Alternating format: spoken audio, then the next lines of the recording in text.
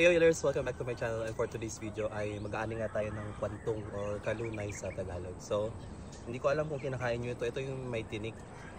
Usually hindi siya kinakain ng ibang tao, pero kaming mga Ilocano, favorite namin siya. Tinatanggal lang namin yung mga tinik niya and gusto siya sa aming pinakbet o kaya sa aming dinengdeng. So tara, panin na natin.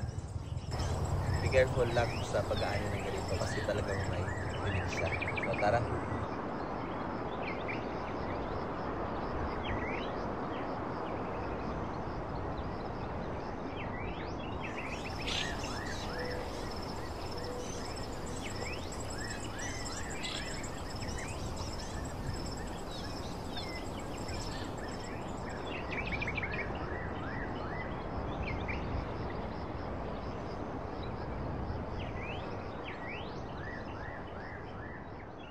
And okay na siguro to.